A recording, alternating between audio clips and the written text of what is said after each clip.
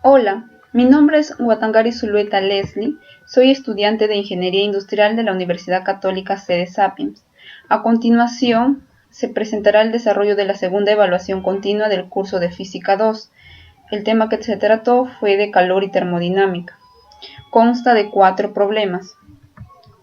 El primero, se tiene un líquido Z que está inicialmente en estado sólido a menos 130 Celsius, pasa a un estado de transición al líquido a los menos 15, después de aplicarle 40.000 calorías, aún en sólido. Para pasarlo a un estado líquido se le adiciona 83.000 Joule. En toda la fase líquida se le adiciona 334.000 Joule. Luego ingresa a un estado de transición a gaseoso, aún en líquido, a los 220 Celsius. Para pasarlo a un estado gaseoso se le adiciona 0.09 megacalorías. El proceso industrial culmina cuando llega a 350 Celsius después de adicionarle un flujo calorífico de 3.5 watts por una hora. Lo que nos piden hallar. El primer ítem nos dice graficar el proceso de este líquido en una gráfica temperatura versus energía, BTU si la masa del experimento es de 110 gramos. Las energías que nos da el problema se encuentran aquí, pero están en diferentes unidades. Como el problema nos pide que la energía se encuentre en BTU, le hemos tenido que convertir. Estas son. Ahora nuestras temperaturas son estas, y en nuestra gráfica, como se puede observar, acá en el eje X se encuentra la energía y en la gráfica en el eje Y la temperatura. Para el ítem 2, ¿cuál será la temperatura de equilibrio si se le adiciona 330 gramos de líquido Z a menos 50 Celsius? Para hacer el desarrollo y encontrar esa temperatura de equilibrio, vamos primero a hallar los calores específicos y el calor latente de fusión y de evaporización. Para ello, de la fórmula que el calor es igual a la masa por el calor específico por la variación de la temperatura, y para hallar el calor latente sería que es igual al calor entre mi masa. La masa que nos dicen que están utilizando en el experimento es de 110 gramos, pero en kilogramos sería 0.11 kilogramos. Nuestro calor específico de sólido lo obtenemos de esta, que se obtiene de la primera, lo hemos despejado. Entonces, reemplazando los datos, se obtiene que sería 13.240.46 nuestro calor específico en sólido. Nuestro calor latente de fusión sería 754.514.9. Y así hemos hallado cada uno de los calores: calor específico líquido, calor latente de vaporización y el calor específico gaseoso. Dando solución a este ítem que nos piden hallar la temperatura de equilibrio, hemos graficado una recta y se han colocado las temperaturas. Nos dicen que el líquido que se le va a adicionar se encuentra a menos 50 grados Celsius. Lo que hemos tenido que realizar es que en el intervalo de menos 15 y 220 podría estar nuestra temperatura de equilibrio, y es así como vamos a tener que calcular, donde la suma de todos estos calores va a ser igual a 0. Pero el calor 5 se le ha restado, ya que es una energía que se libera. De la fórmula donde el calor es igual a la masa por calor específico por la variación de temperatura, vamos a tener que hallar nuestro calor 1, 2, 3, 4, 5 y 6.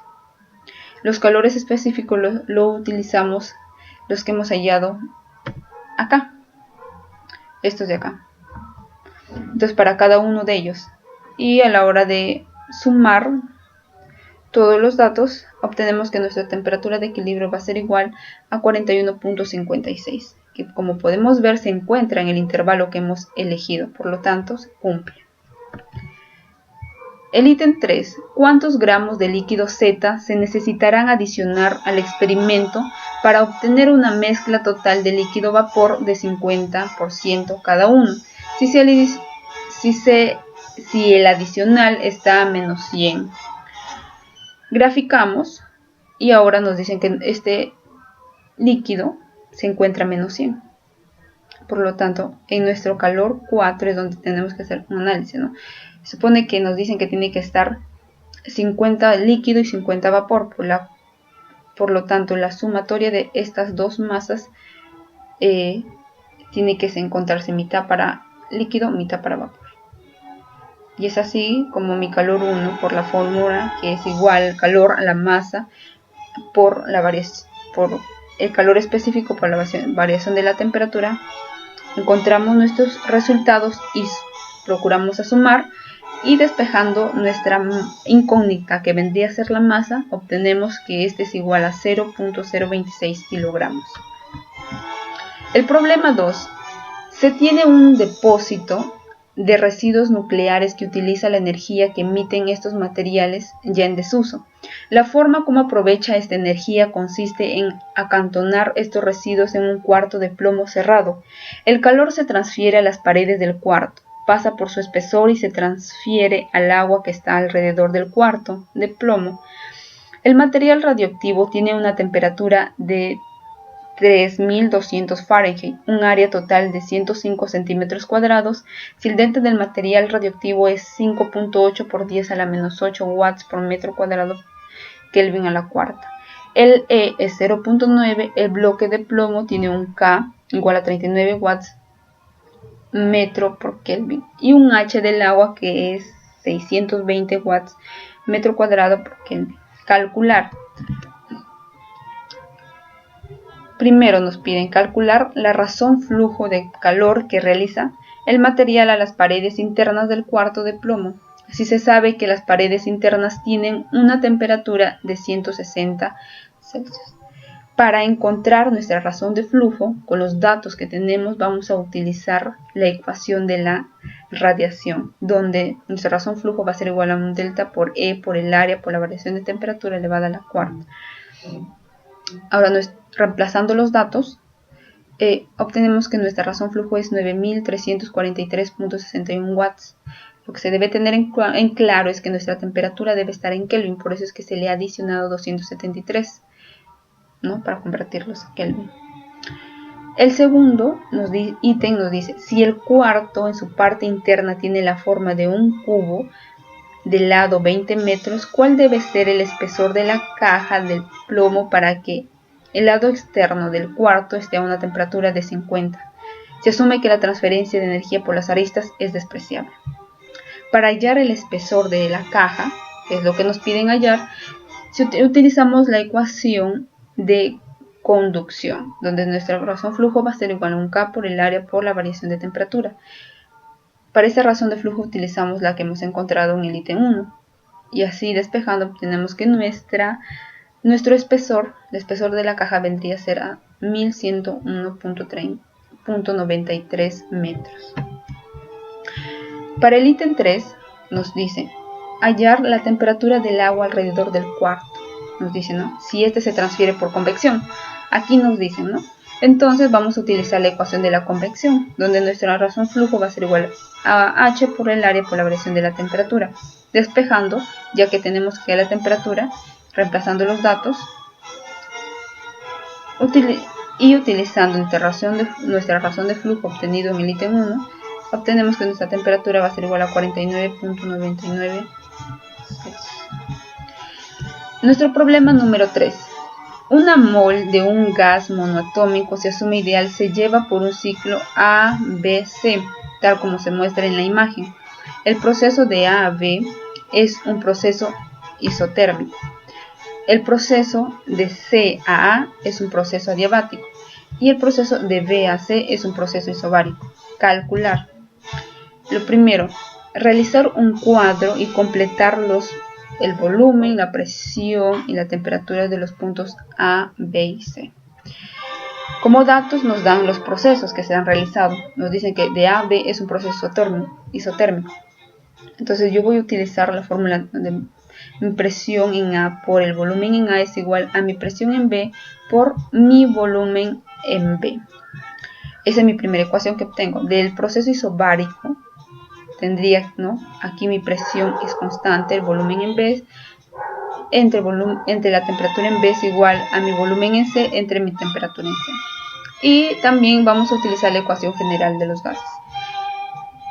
Por los datos que se obtienen del problema, que son todos estos de negrita, son los datos que yo obtengo.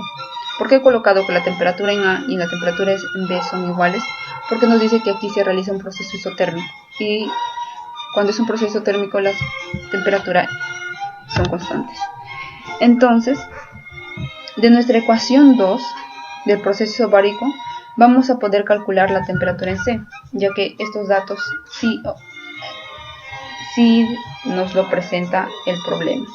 Una vez calculada nuestra temperatura en C, pasamos a la ecuación general. Despejando mi presión en C, podemos hallar la presión en C, utilizando para la constante R, que es la constante universal de los gases, utilizamos el 8.314. Una vez hallado mi presión en C, pero en este caso, como es un proceso isobárico, la presión en C y la presión en B van a ser iguales, ya que es una presión constante. Eso es lo que le caracteriza al proceso isobárico.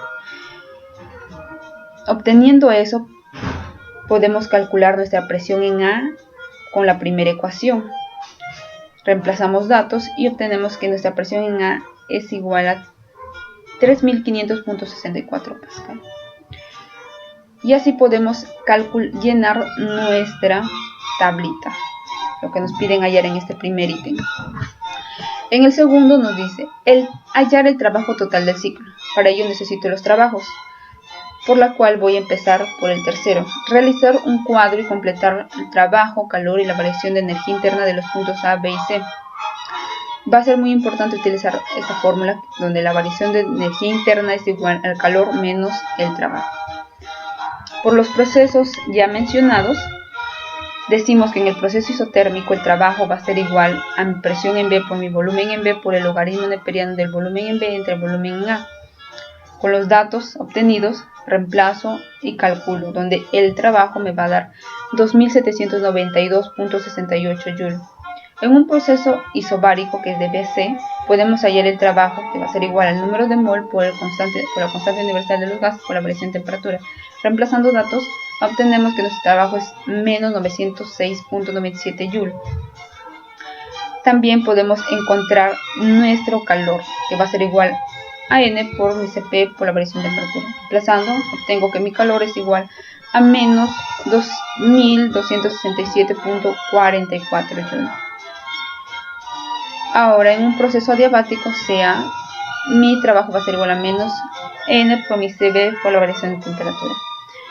Y obtengo que mi trabajo es menos 1360.46 Joule. Para completar mi tablita, digo lo siguiente. Un proceso térmico. Sabemos que la energía interna es cero, por lo que mi energía interna va a ser cero. Y se deduce que el calor va a ser igual al trabajo, ¿no? Ahora, en el proceso isobárico, hemos tenido que calcular el trabajo y el calor. Y por esta ecuación obtenemos nuestra energía interna. En el proceso adiabático, aquí por definición tenemos que nuestro calor es igual a cero, por la que la variación de energía interna va a ser igual a 1360.46. El problema número 4.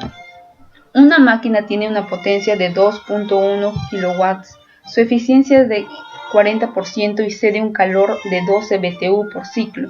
Calcular el trabajo realizado por la máquina en watts. Calcular el tiempo de duración por el ciclo. Procedemos al desarrollar. De la ecuación de la eficiencia, que va a ser igual al trabajo entre el calor 1, y esto va a ser igual bien al calor 1 menos calor 2 entre el calor 1, vamos a hallar nuestro calor.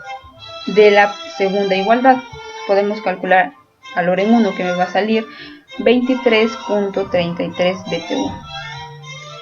Ahora, como nos piden hallar el trabajo, utilizamos la primera igualdad, que la eficiencia va a ser igual al trabajo del calor en 1.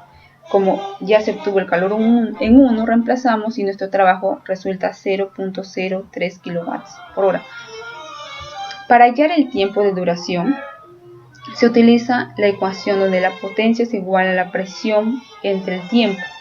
Despejamos y nuestro tiempo va a ser igual al trabajo entre la potencia. Reemplazando datos, se obtiene que el tiempo de duración por ciclo es de 0.02 por hora. Muchas gracias.